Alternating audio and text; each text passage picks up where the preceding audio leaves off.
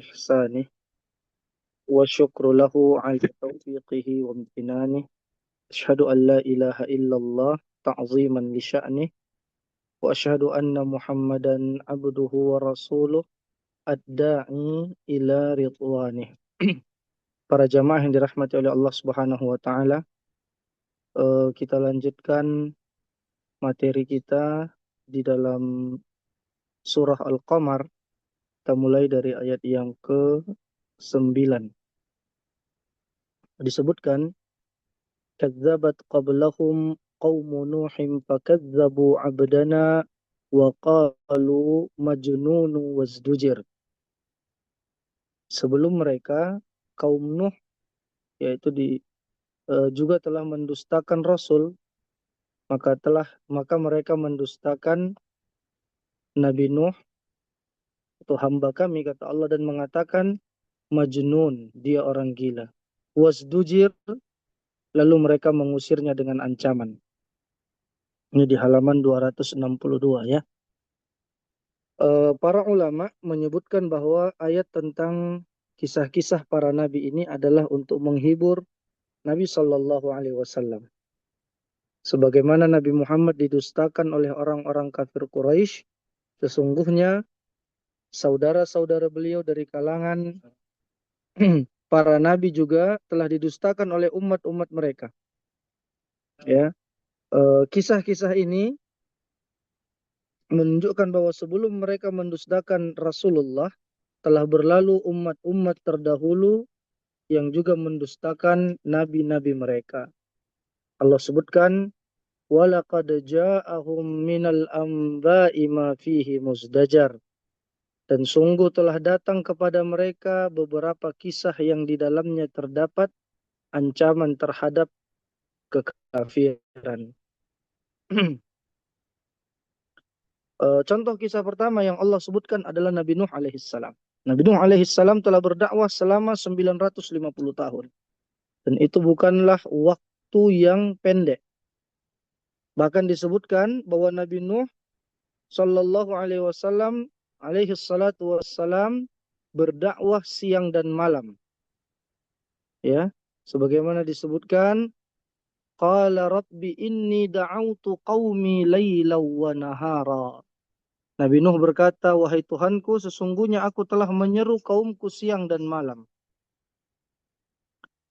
Nabi Nuh berdakwah tanpa lelah selama 950 tahun, siang dan malam, akan tetapi hasilnya adalah beliau didustakan oleh kaumnya sendiri. Bahkan anak dan istrinya pun ikut mendustakan beliau. Disebutkan dalam surah Hud ayat 40, wa ma amana ma'ahu illa qalil. Dan tidak ada orang yang beriman bersama dengan Nabi Nuh kecuali hanya sedikit saja. Jadi dalam tafsir para ulama, Ibnu Katsir diantaranya menyebutkan bahwa yang beriman dan ikut kepada ajaran Nabi Nuh itu hanya kurang lebih 80-an orang saja, Pak. Yang ikut naik bahtera itu. Bayangin, 950 tahun berdakwah, yang mengikut cuma 80-an orang. 80 orang. Ya, hanya sedikit. Berarti, tapi kan di sana yang naik bahtera itu bukan hanya manusia. Ada juga hewan-hewan. Nah, bahkan disebutkan dalam beberapa riwayat, dalam buku-buku tafsir, bahwa di zaman Nabi Nuh ada orang yang umurnya pendek dan ada orang yang umurnya panjang. Nabi Nuh adalah di antara orang-orang yang berumur panjang. Disebutkan bahwa orang-orang yang berumur pendek tersebut membawa anak mereka untuk menunjukkan dan memberitahu kepada anaknya bahwa Nabi Nuh adalah orang gila. Sampai sebegitunya kebencian mereka. Kemudian datang generasi selanjutnya dari orang-orang berumur pendek tersebut. Maka orang tuanya mewasiatkan kepada anak-anaknya. Lalu anak-anaknya melanjutkan wasiat kepada generasi berikutnya. Hal ini berlangsung hingga keturunan tersebut sampai cicit mereka. Semuanya tidak beriman. Dan mengatakan bahwa Nabi Nuh adalah orang yang majnun. Oleh karenanya Nabi Nuh mengatakan, Rabbi la tadar 'alal ardi minal kafirina dayyara innaka in tadarhum yudillu ibadaka wa la yalidu illa fajiran kaffara. Ya Rabbku, janganlah engkau biarkan seorang pun di antara orang-orang kafir ini tinggal di atas muka bumi. Ini di antara doa Nabi Nuh. Sesungguhnya jika engkau biarkan mereka tinggal, niscaya mereka akan menyesatkan hamba-hambamu. Dan mereka hanya akan melahirkan anak-anak yang jahat eh, dan kafir ya. Ya, fajiran kafar. Ini salah dalam nulis terjemahnya. Hah? Iya. Iya, melainkan anak-anak yang jahat dan kufar ya. Nabi Nuh dituduh oleh kaumnya sebagai orang gila. Bahkan puncak ejekan kepada Nabi Nuh sebagai orang gila adalah ketika Nabi Nuh membuat kapal. Ya, jadi itu jamaah sekalian, itu bukan itu musim kemarau dan jauh dari lautan itu ya. Maka mereka menganggap semakin aneh apa yang diperbuat oleh Nabi Nuh alaihi salatu wassalam. Jadi kebencian mereka terhadap Nabi Nuh itu turun-temurun jamaah sekalian. Mulai dari kakeknya, bapaknya, anaknya, cucu dan cicitnya, orang-orang yang umurnya pendek tadi, itu satu keturunan nasab membenci Nabi Nuh. Dan sangat berat sekali ujian yang dihadapi oleh Nabi Nuh alaihissalam. Oleh karenanya, Ustadz kita memperingatkan bahwa kita beruntung hidup di zaman ini. Karena sesungguhnya kita tidak yakin bahwa kita akan berada di barisan mana tatkala kita hidup di zaman Nabi Muhammad sallallahu alaihi wasallam. Terlebih lagi jika kita hidup di zaman Nabi Nuh, bisa jadi kita berada di barisan orang-orang yang mencelanya. Dan segala puji bagi Allah yang menganugerahkan kepada kita iman dan menjadikan kita sebagai umat Nabi Muhammad. Sampai Nabi Nuh mengatakan, Fada'a Rabbahu anni maghlubum fantasir.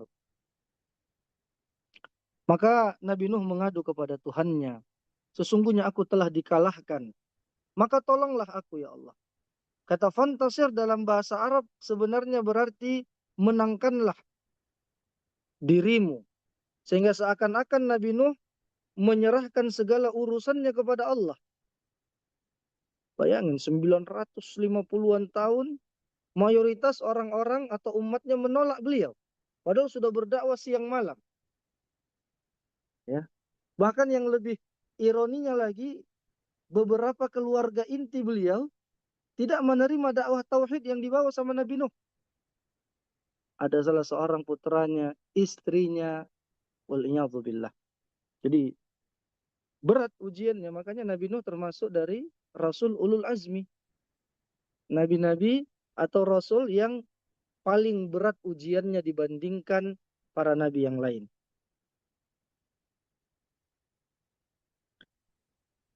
Bahkan bukan hanya nabi yang diutus kepada mereka, Allah juga didustakan oleh kaum Nabi Nuh.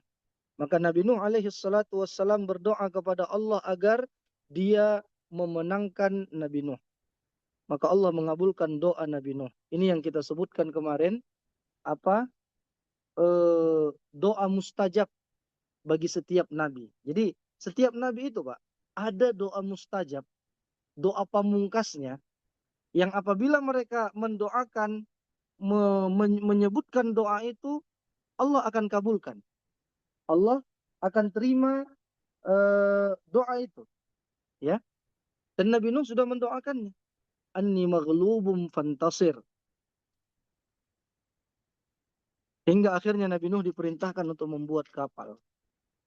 Dan disebutkan bahwa orang yang pertama kali membuat kapal adalah Nabi Nuh.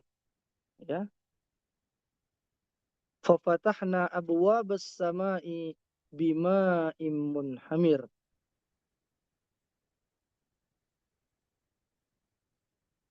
Ya. Lalu kami bukakan pintu-pintu langit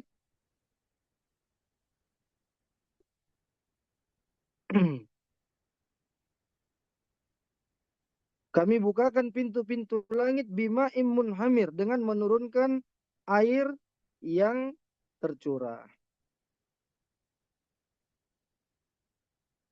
Jadi itu jamaah sekalian disebutkan juga wa fajjarnal arda uyunan faltaqal ma'u ala amrin qad qudir. Lalu kami bukakan pintu langit ya dan kami jadikan bumi menyemburkan mata air. Maka bertemulah air-air itu sehingga meluap menimbulkan keadaan bencana yang telah ditetapkan. Setelah Nabi Nuh selesai membuat kapalnya, maka Allah kemudian menurunkan hujan yang sangat deras. Bahkan sebagian ulama mengatakan bahwa hujan tersebut tanpa disertai awan. Karena tatkala itu mereka semua berada di musim kemarau. Di sini disebutkan juga itu atas ketetapan dan takdir yang Allah berikan kepada mereka dan juga doa Nabi Nuh alaihi salatu wassalam. Dan kami menjadikan mata air bumi mengeluarkan air. Yang ini artinya mata air yang ada di bumi yang tadinya kering jadi mengeluarkan air. Akan tetapi Allah mengatakan wa fajjarnal arda uyuna, kami jadikan bumi menyemburkan mata-mata air. Hingga apabila perintah kami datang dan tanur ya atau dapur telah memancarkan air, maka bisa kita bayangkan jamaah sekalian bagaimana air-air itu keluar dari bumi. Sampai-sampai tanur yang merupakan tempat pembakaran yang seharusnya mengeluarkan api ternyata juga mengeluarkan air. Ini seperti halnya firman Allah dalam ayat yang lain tentang perkataan Nabi Zakaria, qala rabbi inni wahanal azmu minni washta'ala ar-ra'su syaiba walam akum bidu'aika rabbi syaqiyya. Yang mana dalam ayat ini Nabi Zakaria mengatakan bahwa kepalaku sudah putih, menunjukkan bahwa uban telah merata. Karena jika beliau mengatakan uban di kepalaku telah putih, menunjukkan bahwa bisa saja uban tersebut belum merata. Dan masih ada sebagian rambut kepala yang masih hitam. Ya, menandakan bahwa apa? Kalau Allah berkehendak, apapun bisa terjadi. Kun fayakun. Nah, akhirnya air turun dari langit dengan sangat deras. Dari bumi pun keluar dengan banyaknya. Sebagian ulama menafsirkan kalimat faltaqal ma'u ala amrin qad qudir. Maka bertemulah air-air itu sehingga menimbulkan bencana yang telah ditetapkan. Dengan makna bahwa Allah telah menentukan berapa banyak kadar air yang dari langit dan berapa banyak kadar air yang dari bumi.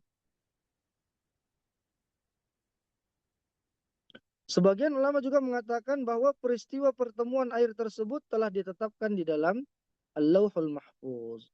Wa hamalnahu ala dzati alwahi wa dusur. Dan kami angkut Nuh ke atas kapal yang terbuat dari papan dan paku.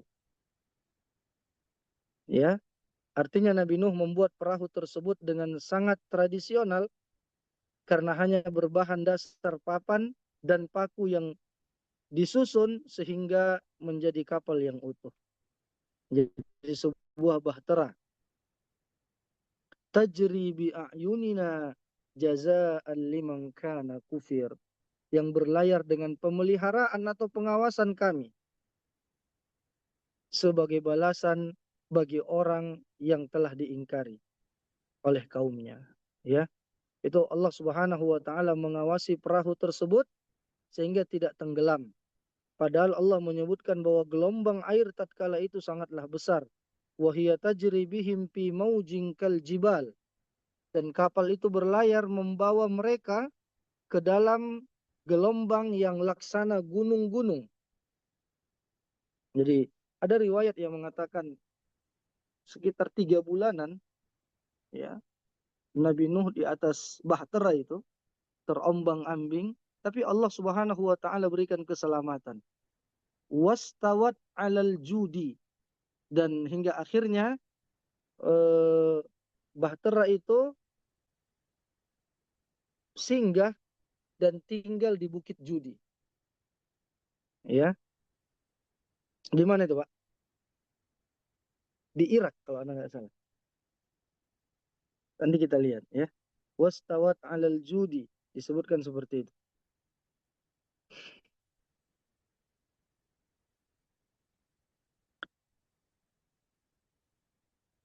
Sedangkan kita tahu bahwa kapal Nabi Nuh sangatlah sederhana. Dan secara logika kapal seperti ini akan tenggelam jika menghadapi gelombang yang besarnya seperti gunung. Oleh karenanya meskipun gelombang air saat itu sangat dahsyat dan hujan tidak berhenti, akan tetapi kapal Nabi Nuh tetap berlayar dengan selamat karena berada dalam pengawasan Allah Subhanahu wa taala. Kalau Allah sudah katakan kun fayakun, walaqad yassarna, dan sungguh telah Allah berikan kemudahan, ya. Di antara doa kita, Allahumma la sahla illa ma ja'altahu sahla wa anta taj'alul hazna idza syi'ta sahla. Terkadang kita merasa ada masalah yang kita rasa tidak bisa untuk kita hadapi. Maka dalam kondisi seperti itu hendaknya kita meminta pertolongan Allah Subhanahu wa taala. Karena dengan pertolongan Allah seseorang akan bisa melalui berbagai permasalahan.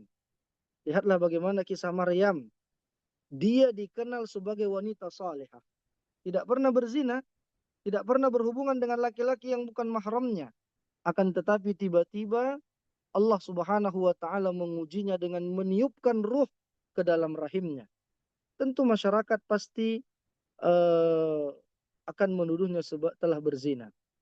Coba kita bayangkan bagaimana rasanya menjadi seorang seperti Maryam, bahkan karena saking takutnya beliau menghadapi ujian tersebut, sampai-sampai Maryam mengatakan, "Ya laitani mittu qabla hadha wa kuntu nasyam mansiya."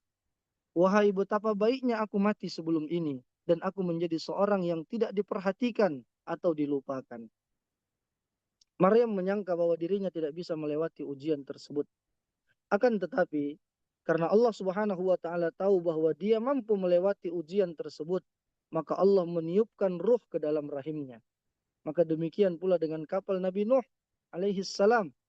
Meskipun tidak mungkin untuk melewati ombak sebesar gunung, akan tetapi kapal tersebut akhirnya bisa melewatinya karena pertolongan dari Allah Subhanahu wa taala.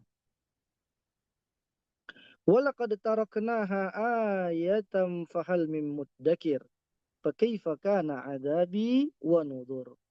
Ada sebagian ulama yang menafsirkan, ya, di sini dikatakan, dan sungguh kapal itu telah kami jadikan sebagai tanda, sebagai pelajaran, maka adakah orang yang mau mengambil pelajaran? Maka betapa dahsyatnya azabku dan peringatanku, kata Allah Subhanahu wa taala.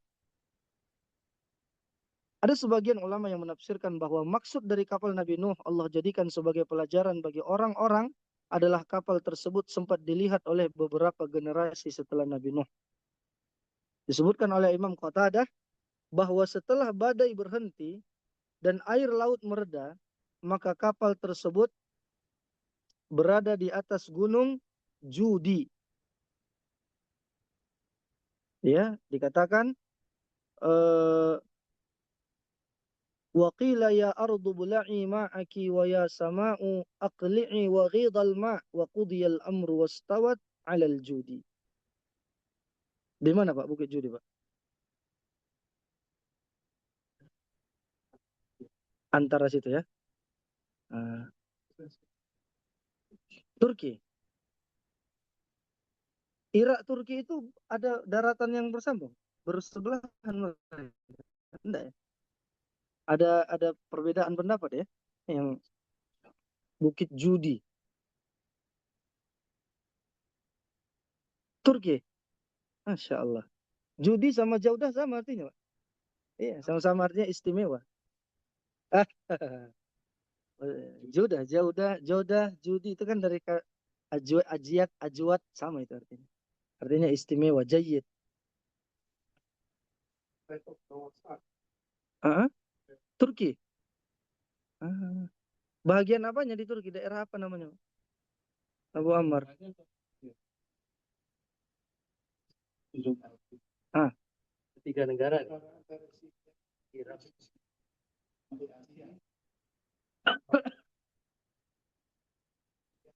berarti Bukit Judi ini Syria, Irak dan Turki. Daratannya itu ya. Masya Allah. Kemudian Nabi Nuh dan orang-orang yang ikut bersama beliau turun. Dan kapal tersebut masih terlihat sampai beberapa generasi. Masya Allah. Lalu kemudian kapal tersebut menjadi debu, hilang. Ya, sama seperti apa namanya kapal-kapal yang menjadi korban di waktu tsunami kan sampai sekarang masih ada mungkin ya karena baru 20-an tahun ya Pak. Nah, itu juga menjadi pelajaran bagi kita bahwa ada generasi yang pernah mendapatkan ujian begitu hebatnya, ya. Jadi sebagian ulama lain berpendapat bahwa maksud kapal Nabi Nuh menjadi pelajaran adalah setelah peristiwa itu. Orang-orang kemudian mulai membuat kapal, ya. Jadi ini diantara pendapat yang lain. Artinya seharusnya setiap orang yang membuat kapal itu ingat tentang kisah Nabi Nuh. Setiap orang yang membuat kapal harusnya ingat bahwa Nabi Nuh membuat kapal karena ada orang-orang yang kafir kepada Allah Subhanahu wa taala sehingga mereka mendapatkan azab. Akan tetapi sangat disayangkan ketika saat ini hampir semua orang yang membuat kapal tidak mengingat sama sekali kisah Nabi Nuh. Bahkan sebagian mereka menjadikan kapal tempat untuk pesta dan iklan maksiat. Sungguh kisah tentang Nabi Nuh alaihi salam tidak pernah terpikirkan di dalam pikiran mereka. Dan Allah Subhanahu wa taala menyebutkan bahwa kapal itu menjadi pelajaran bagi orang-orang yang mau mengambil pelajaran. Kemudian Allah Subhanahu wa taala menjelaskan bahwa azab dan peringatan-peringatannya sangatlah dahsyat dan besar. Akan tetapi orang-orang tidak mau mengambil peringatan-peringatan tersebut. Ya, jadi jamaah sekalian yang dirahmati oleh Allah Subhanahu wa taala, memang kalau kita bayangkan ya, berat ujian yang diterima sama Nabi Nuh. Kita berdakwah aja di malam hari aja, itu berat. Ini beliau lailan wa nahara. Siang malam beliau udah berdakwah. Dan 900 tahun, alfasanatin illa khamsina ama. 1000 kurang 50 tahun. Karena orang-orang dulu, sebagian besar usianya lebih panjang daripada umat Nabi Muhammad. Posturnya juga lebih besar.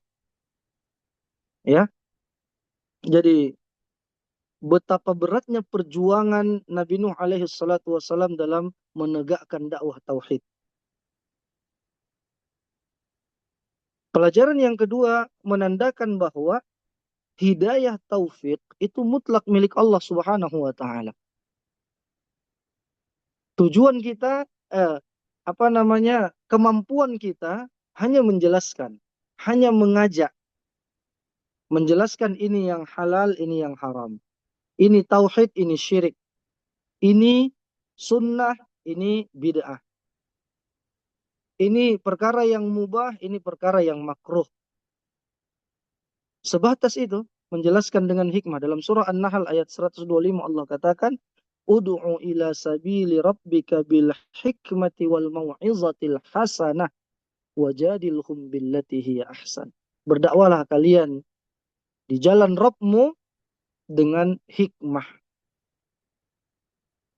Dengan hikmah, di antara makna hikmah di sini bil kitabi was sunnah. Berdasarkan kitabullah dan sunnah Rasulullah, hadis-hadis Nabi. Baru dikatakan hikmah. Dan keteladanan yang baik. Dan kalau perlu berjidal, berdebat dengan cara yang baik. Ya. Nah, setelah 3 cara ini ditempuh oleh seseorang dalam mengajak orang kepada kebaikan, tetap dia menyerahkan hasilnya kepada Allah. Ya. Karena kita lihat Imam Atha bin Abi Rabah misalnya. Dia ulama besar di Mekah. Dia belajar kepada para sahabat. Muridnya nggak banyak. Yang mau duduk di majelisnya tidak banyak. Dan bisa jadi misalnya ada orang yang ilmunya tidak seberapa, tapi dia Masya Allah hikmah dalam menyampaikan dan bagaimana. Bisa saja lebih banyak pengikutnya. Tapi sekali lagi ingat, al-ibratu bil kaif la bil kam. Yang menjadi standar itu bagaimana cara kita berdakwah, bukan berapa orang yang menjadi followersnya, menjadi pengikutnya. Kan biasa, bisa saja influencer sekarang lebih didengar sama orang. Iya Pak. Dia mau ngomong apa saja bebas. Ada geopolitik dia ngomong. Ada masalah ini dia ngomong. Lebih didengar sama orang. Belum tentu yang dia sampaikan itu sesuai dengan kitabullah dan sunnah Rasulullah. Tapi bisa saja dia lebih didengar. Lebih banyak orang yang menyimak dia, followers-followersnya itu.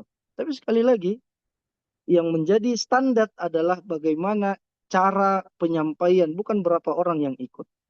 Nabi Nuh, kita dakwah, kita bekerja 10 tahun aja mungkin lelahnya udah luar biasa. Ya, ini lebih dari 100 tahun. Bahkan yang menentang itu bukan hanya yang sebaya. Yang bawahan aja udah dikasih tahu. Dibawa anaknya kepada Nabi Nuh. Nih lihat, ini orang gila. Ini orang sesat.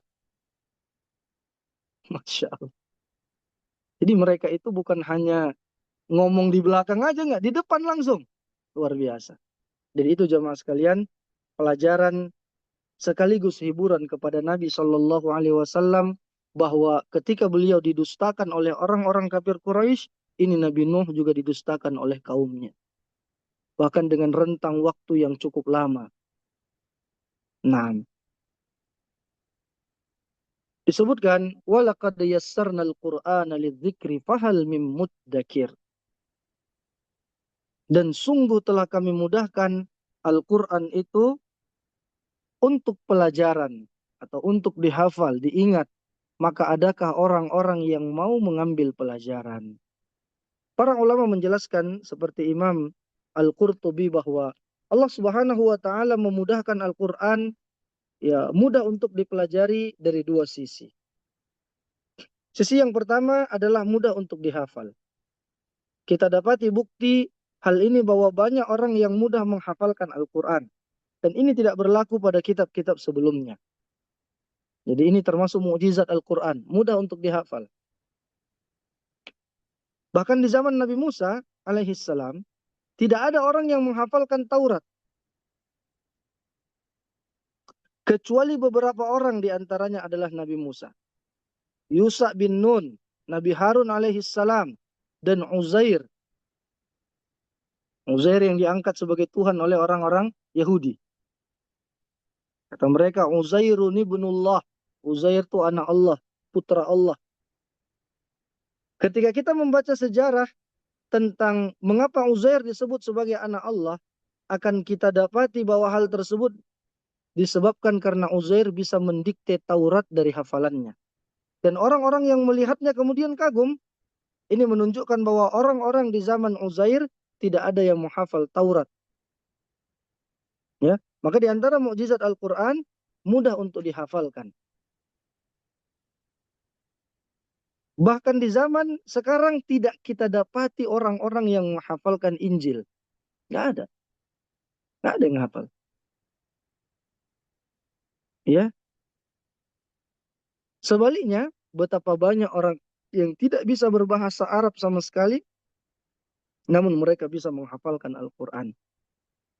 Yang lebih menakjubkan lagi, kita dapati zaman sekarang orang yang terganggu otaknya ternyata bisa menghafalkan Al-Quran. Oleh karenanya inilah di antara keistimewaan Al-Quran, mudah untuk dihafalkan. Sisi kedua adalah mudah untuk mengambil pelajaran dari Al-Quran.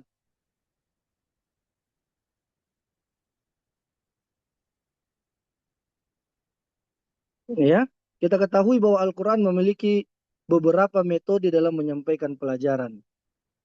Ada dengan metode kisah, ya. Ada dengan metode balaghah yang luar biasa. Balaghah di sini nilai sastra ya, bahasa sastra yang luar biasa.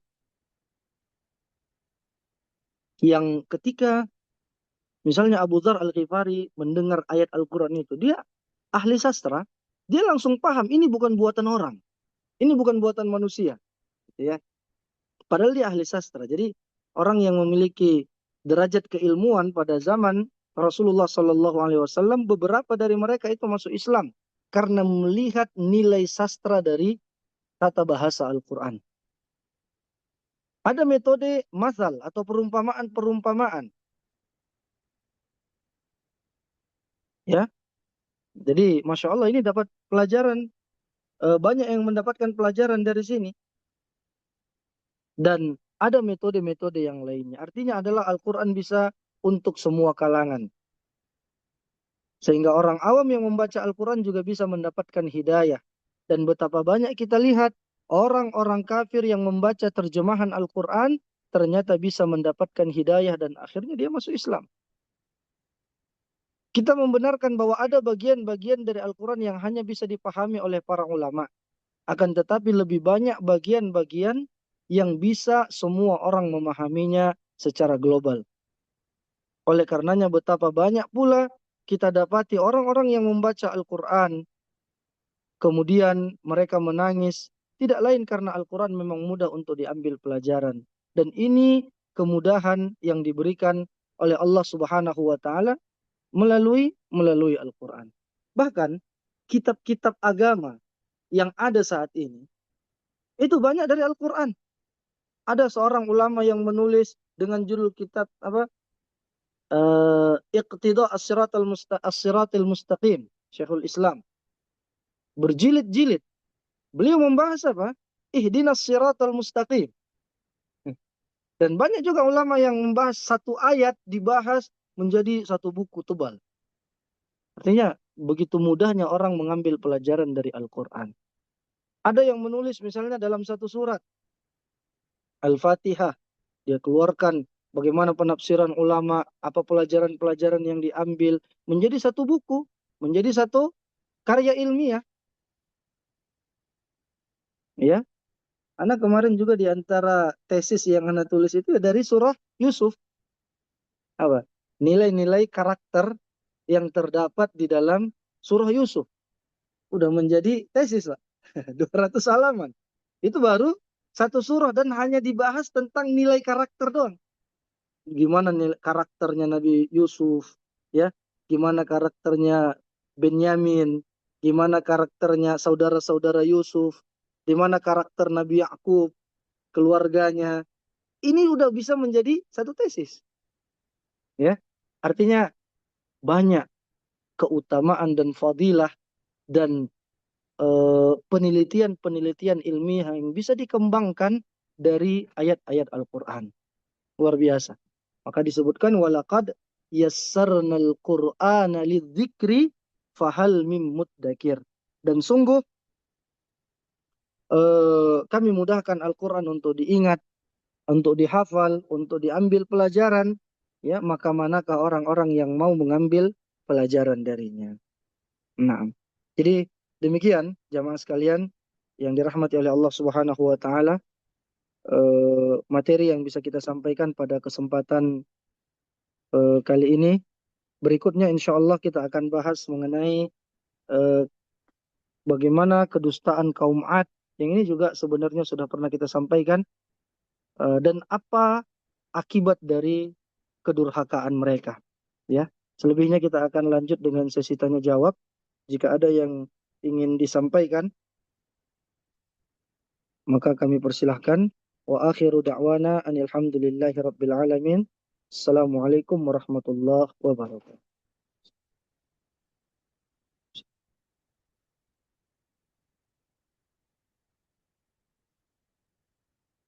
Ini baru iya, kalau ada pertanyaan melalui Abu Rumaiso atau yang mau langsung disampaikan kemari, silahkan. Yang online dan yang offline. Hmm? Panggil Ustaz Firanda itu tadi, kita beruntung atau kita bersyukur kita hidup di zaman saat ini. Iya. Sekarang. eh, suasananya berbeda dengan cobaan-cobaan Nabi Nuh atau Nabi Muhammad. Tapi ada beberapa jamaah termasuk saya dulu berpikir lebih enak kalau kita itu hidup di Zaman zaman dulu. Rasulullah, Ya. bisa melihat beliau, bisa ikut perang. Tapi kan itu nggak garansi, bisa jadi begitu diperintah malah kita nggak mampu untuk mengikuti. Iya. Ya, ada orang-orang yang saking cintanya dengan Rasul, kepengen apa hidup di zaman beliau, tapi begitu diperintahkan bisa jadi nggak kuat. Nah,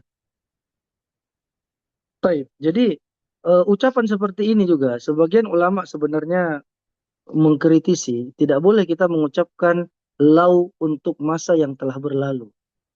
Karena semua sudah berjalan sesuai dengan ketetapan takdir yang Allah tuliskan di Lauhul Mahfuz. Ya, Allah tuliskan takdir-takdir makhluknya 50.000 tahun sebelum penciptaan langit dan bumi. Jadi takdir itu udah selesai sebelum diciptakan langit dan bumi. Maka eh, ucapan beliau sebenarnya itu ya launya itu sesuatu yang makruh sebenarnya nggak boleh dibilang seperti itu untuk masa yang lalu. Ya, tapi kalau lau untuk saat ini atau untuk masa yang akan datang tujuannya memotivasi tidak apa-apa. Kan ada orang yang bilang ketika di bulan Ramadan dia bilang seandainya ini Ramadan terakhirku. Apa maksud dia? Untuk memotivasi supaya serius beribadah. Dan dia itu waktu itu di bulan Ramadan, gitu kan? Nah, seandainya ini adalah bulan Dzulhijjah terakhirku, gitu kan? Untuk sesuatu yang akan, untuk masa yang akan datang, tujuannya memotivasi tidak apa-apa. Tapi kalau lau untuk masa yang lalu, yang sudah berlalu, ini sebenarnya tercela. Misal, dia pesan tiket apa? Tiket pesawat yang kemarin kan? Qadarullah cancel. Lalu dia bilang begini, seandainya anak pesan dari Jeddah, mungkin aman-aman aja. Nggak bisa, nggak boleh. Seolah-olah dia tidak ridho dengan takdir, tidak ridho dengan ketetapan itu. Ya, jadi ucapan lau anni fa'altu kada lakana kada itu tercela kalau tujuannya adalah mengingkari dan tidak setuju dengan ketetapan Allah untuk takdir yang masa lalu. Nah, tapi mungkin di sisi lain beliau memaksudkan di sini untuk memotivasi kita supaya berada di barisan orang-orang yang membela sunnah Rasulullah Sallallahu Alaihi Wasallam di masa apapun. Nah, tapi yang harus kita pahami juga poin berikutnya, Pak, kita hidup di masa ini itulah yang terbaik untuk kita. Takdir yang kita jalani saat ini itulah yang terbaik untuk kita. Jangan antum katakan ini sudah kerja di bidang teknik, kuliahnya di bidang teknik. Terus ada yang bilang, seandainya dulu Anda belajar agama ya, begini, begini, begini. Nggak perlu lagi kita buat penyesalan atas takdir itu. Karena itu udah masa lalu. Allah Subhanahu wa taala tetapkan kepada kita itulah yang terbaik. Nah, ya bisa aja kita ketika sedang dijalani mungkin berubah haluan tidak apa-apa. Pindah jurusan misalnya. Dia baru semester 2, dia merasa ini sepertinya bukan jurusan saya gitu. Lebih enaknya ke jurusan B misalnya. Dia pindah tidak masalah. Tapi ini udah menjadi apa udah lama gitu ya. Terus dia bilang penyesalan untuk tujuan memotivasi diri ya. Dengan itu dia serius belajar agama, serius beribadah, maka eh, itu tidak tercela ya. Tapi yang kita takutkan ya, yang kita takutkan adalah eh, jangan sampai kita mencela takdir ya. Jangan sampai kita mencela. Misalnya orang bilang dia dia misalnya berangkat dari jalan A, qadarullah kecelakaan gitu ya. Lalu dia bilang begini, seandainya mungkin mereka itu dari jalan B, mungkin tidak kecelakaan. Itu nggak boleh. Itu sudah ketetapan Allah. Mau bagaimanapun alasannya si fulan ini wafat dalam insiden itu di tempat itu. Nah, jadi jangan bilang seandainya begini maka akan begini. Ya. Tayyib. Wallahu a'lam. Tetapi ucapan orang misalnya, seandainya saya hidup di zaman Rasulullah, saya akan membela, saya akan bisa berjihad. Dalam tujuannya untuk memotivasi dirinya, maka wallahu a'lam, ini tidaklah hukumnya haram, tidak. Ya, jadi sekarang dia hidup di masa ini, jadilah sebagai orang yang membela sunnah Rasulullah. Sama, sama. Iya. Kalau sama beratnya sebenarnya enggak, Pak. Beratan mereka sebenarnya dari kita. Iya. Jadi dikatakan yubtalar rajulu ala qadri dini. Jadi seorang akan diuji sesuai dengan kadar keimanannya, kadar agamanya. Siapa itu yang di Bilal bin Rabah, kemudian Khabbab bin Al-Ard yang dipanaskan timah, lalu disiramkan ke ubun-ubunnya, dia pingsan. Itu tuannya yang melakukan itu. Mengadulah mereka, orang-orang fakir yang mu'allaf, datang kepada Nabi. Ya Rasulullah, ala tad'ullaha lana. Ya Allah, ya Rasulullah, kenapa tidakkah engkau mendoakan pertolongan untuk kita? Tidakkah engkau mendoakan kemenangan untuk kita? Ini sahabat di zaman Nabi, begitu ya. Lalu apa kata Nabi? Umat sebelum kalian lebih berat lagi ujiannya daripada kalian. Apalagi kita gitu loh. Dibilang Nabi, umat sebelum kalian ada yang digergaji. Itu tidak membuat dia keluar dari agamanya. Bahkan Nabi ada yang dibunuh. Nabi Yahya.